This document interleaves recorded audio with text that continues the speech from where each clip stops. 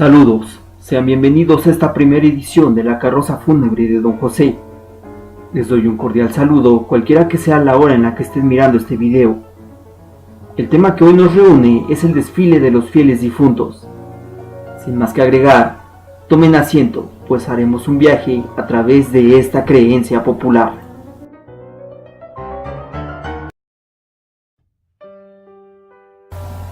Cada 1 de noviembre, en la fecha en que se les es permitido regresar a visitar a sus seres queridos, las campanas de las iglesias cercanas suenan a las 12 de la noche, indicando a las almas el camino correcto que deben seguir para llegar a los poblados. Ansiosos en el cementerio, salen de sus sepulcros iniciando su viaje al lugar en donde los esperan sus dolientes. Al llegar, se distribuyen en las moradas que habitaban cuando vivos, siendo recibidos con comida, bebida e incluso música. Reunidos al fin, vivos y muertos recuerdan los buenos momentos juntos. Dice la tradición que al día siguiente, y una vez que son apagadas las velas que los recuerdan, las ánimas se reúnen nuevamente para dirigirse al panteón. Existe también una historia popular que circula de manera hablada, en la que se cuenta que si alguien va de noche al lago de Xochimilco, se enamora irremediablemente del lugar y se pierde en la zona para nunca más regresar.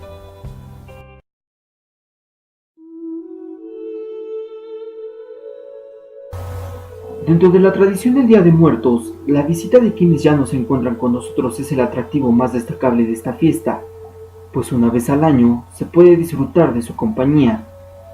Aunque el festejo no siempre fue de la misma forma, la idea de que venían a visitarnos es notablemente más marcada durante la época de la conquista mexicana, por lo que a partir de ese momento, las historias de encuentros con grupos de difuntos, viniendo a visitar a sus familiares, se volvieron parte del folclore. Dentro de la época prehispánica, de acuerdo a las circunstancias de la muerte que se hubieran tenido, el lugar al que el alma iba era diferente y la conmemoración de su recuerdo también cambiaba, por lo que la remembranza de los seres queridos era distinta. Entre los más comunes estaban el Tonatiuh-Huichán, que era el lugar de reposo para los guerreros que morían en el campo de batalla o para las mujeres que no sobrevivían al parto. Su festejo era diario, ya que los primeros llevaban el sol desde el oriente hasta el cenit, mientras las segundas lo bajaban del cenit al poniente. El Tlalocán, designado para decesos relacionados con el agua, siendo ellos recordados en las fiestas de los montes Tepehuitl, y el Mictlán, zona para quienes morían de forma natural, festejados en el mes Tetil, que era el 7º mes del calendario azteca. A partir de la conquista española, los indígenas fueron obligados a adoptar las costumbres de los vencedores. Sin embargo, este drástico cambio cultural provocó la deformación de las prácticas que llegaban. Dentro de nuestro tema, la celebración del Día de Todos los Santos y Todas las Almas se fusionó con las tradiciones mexicanas, dando origen a lo que hoy conocemos como Día de Muertos. Actualmente la celebración cuenta con diferencias dependiendo del lugar donde se celebre. Aún así, se mantienen constantes, como lo son el altar de muertos y por otro lado, la creencia del retorno de los seres queridos que ya han partido de este mundo. La procesión de los fieles difuntos, desfile de los muertos o marcha de los fieles difuntos son solo algunos de los nombres que recibe la visita que, se cree, hacen los muertos a sus seres queridos. Atraídos por el altar, los visitantes reconocen su lugar a través de fotografías, nombres escritos en veladoras o calaveras de azúcar, entre otras cosas que los identifican y ahí se encuentran. El siguiente relato expresa la importancia sociopsicológica que representa en nuestro país este tipo de preparativos.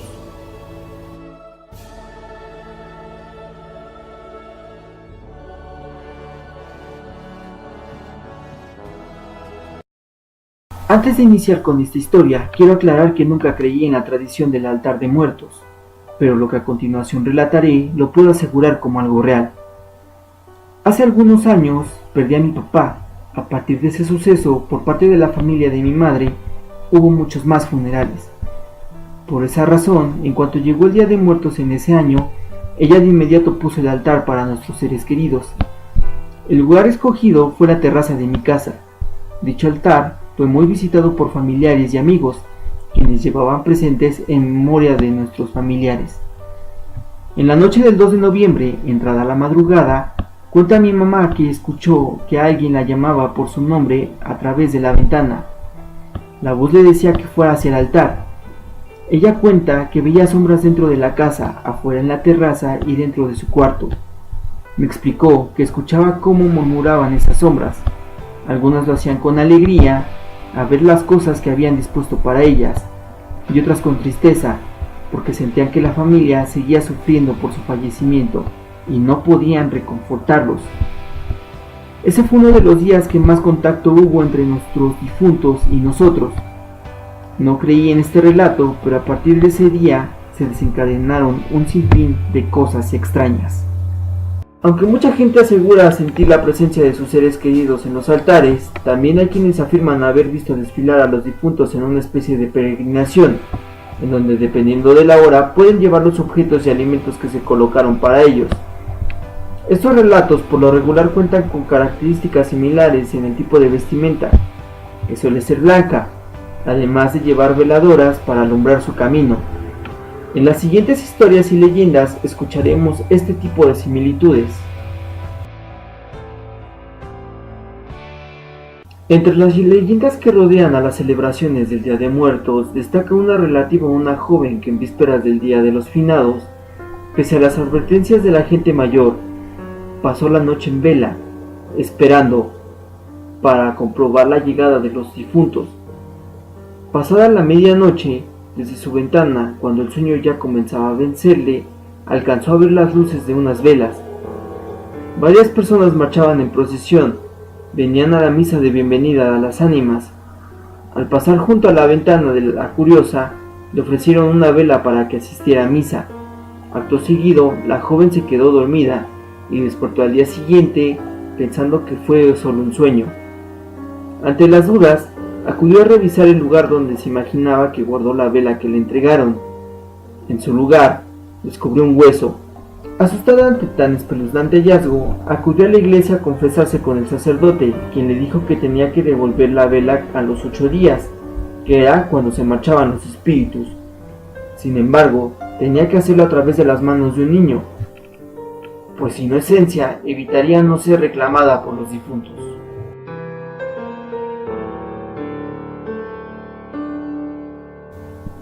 Cuentan que en un pueblo en el estado de Hidalgo, hace muchos años, época en la que existían grandes haciendas en las que los habitantes de la región vendían sus vidas trabajando en ellas, existió un matrimonio de campesinos. La señora creía bastante en el Día de Muertos. Ella sola preparaba todo para sus familiares que venían del más allá, siendo generosa siempre con la comida para que todos sus difuntos compartieran lo que les ponía en su altar. En cambio, su marido era una persona que no compartía esas creencias. Decía que eran invenciones de los comerciantes para vender. Cuentan que días cercanos al 2 de noviembre la señora le pidió dinero a su marido para poner su altar, pero el señor, necio en sus creencias, le dijo que él no gastaría dinero en eso, que si de verdad quería, buscara de donde pudiera para poner la ofrenda, por lo que la señora decidió ir al monte y cortar unos ocotes para prenderlos, simulando unas veladoras, y cortó del campo unos quelites que guisó con tomates. La señora cumplió de forma humilde, pero con amor, colocar su altar. El señor, ya harto de la duda, prefirió espiar para ver si era verdad que sus parientes del más allá llegarían. Cuentan que ya entrada la noche, después de estar espiando por la ventana un buen rato, vio y escuchó que las calles se iluminaban. Estaba atestiguando una procesión de personas que nunca había visto. Al frente venían personas que cargaban comidas exquisitas, llevaban veladoras grandes, calabaza, mole y muchos guisos más. Conforme avanzaba la fila, venían personas con comidas más simples, hasta que el señor logró ver a sus padres que con trabajo venían alumbrándose con unos ocotes y comiendo unos pocos quelites. El señor quedó traumado del susto. Dicen que al día siguiente solo logró decirle a su mujer que agarrara el dinero necesario para poner su altar, y cayó muerto después.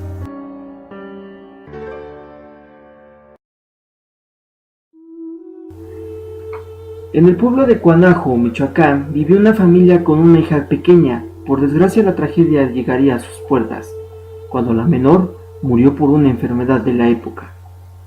Pasó el tiempo hasta la celebración del Día de Muertos. La mujer le dijo a su esposo que deberían prepararse, pues tenía en mente hacer tamales como pago para las personas que llevarían los caballitos a su casa para el día del festival. En un pequeño paréntesis y para que se pueda entender mejor, se les llama caballitos a unas figuras de madera que se decoran y utilizan para hacer las ofrendas. Como dije, en muchas partes de México la tradición no se celebra de la misma forma, por lo que el altar cambia en esta parte del estado. Días antes el hombre salió de su casa, encaminado al cerro a buscar madera. Pensaba quedarse varios días allí hasta que pasara el festejo, pues aún dolido por la partida de su hija, no quería ver a nadie en su casa la noche de la celebración. Llegó entonces el día, y continuando con su plan se dedicó a cortar leña cuando de pronto una rama le cayó encima. Atrapado y sin poder moverse de la espalda para abajo, intentó en vano forcejear, algo que no le ayudó para nada. Resignado decidió esperar a que pasara alguien para pedir ayuda. La noche comenzó a caer cuando de pronto comenzó a escuchar y distinguir luces, señal de que alguien se acercaba. Él oía como un grupo de gente pasaba platicando en voz baja, por lo que comenzó a gritar por ayuda sin éxito alguno.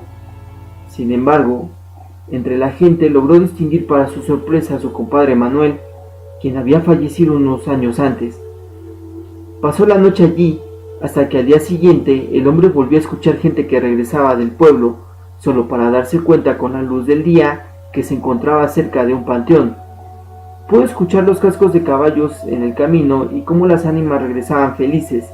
Distinguió cómo regresaban con caballos de madera llenos de fruta y flores.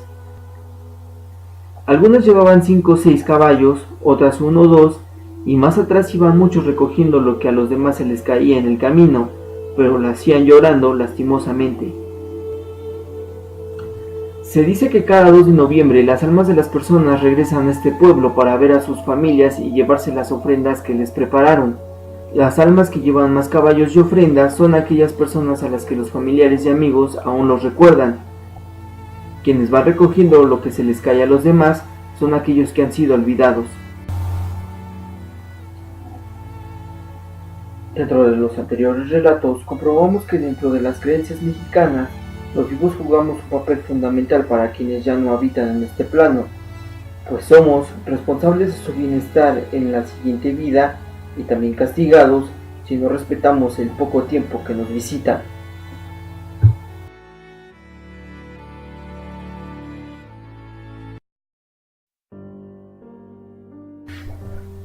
Las marchas de los fieles difuntos son la mayoría de las veces inofensivas si se les trata con el debido respeto y distancia. No obstante, se cree que no todas pueden pertenecer a seres benignos, resultando en desenlaces peligrosos a quienes desean satisfacer su curiosidad con tan solo verlas.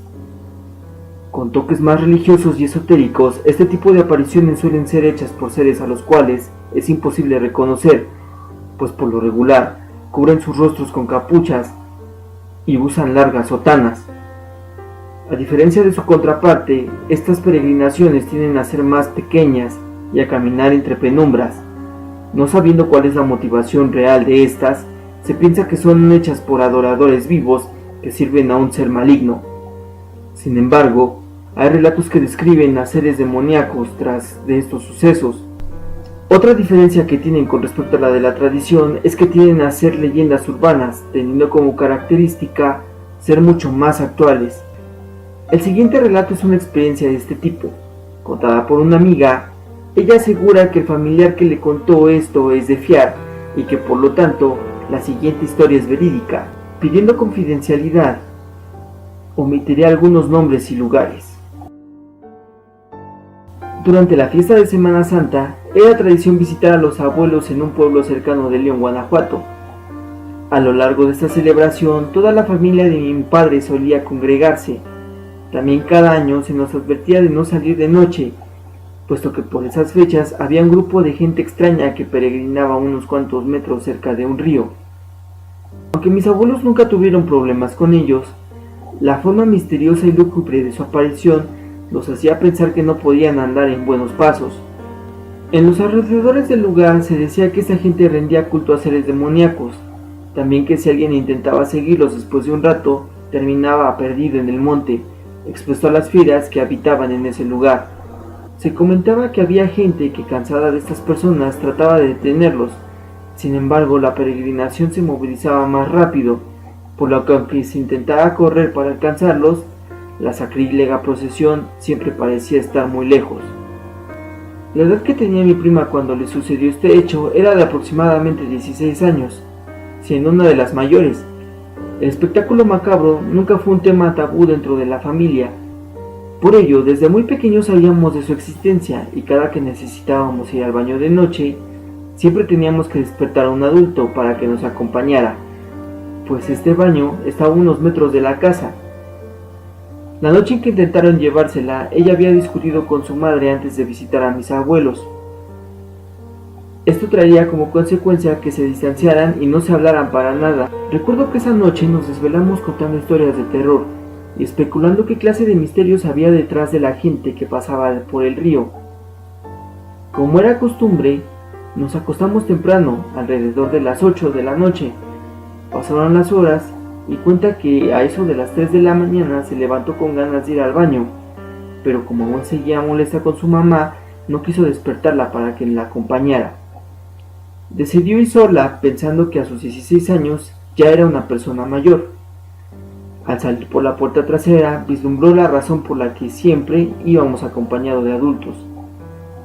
Inmediatamente se percató que aunque venían desfilando, se encontraban a una distancia considerable de la casa de sus abuelos, por lo que decidió correr al baño y no demorarse en regresar.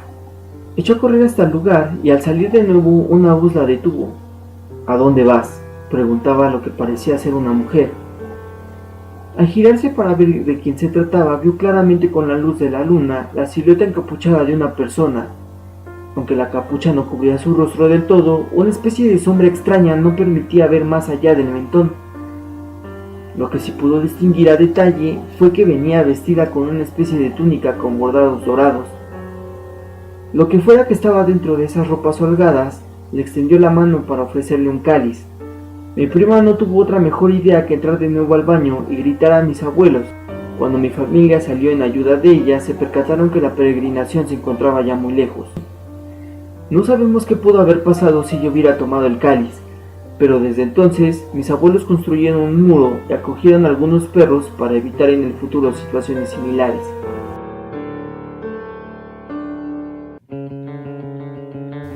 Bueno, espero que les haya gustado esta recopilación de datos y leyendas. Si tienen alguna experiencia que deseen contar, por favor no duden en compartirla en la caja de los comentarios o enviarla por mensaje privado si desean que aparezca dentro de un video futuro. Sin más por el momento, se despide de ustedes este humilde carrocero, dejándolos de vuelta en la primera parada hasta que nos volvamos a encontrar.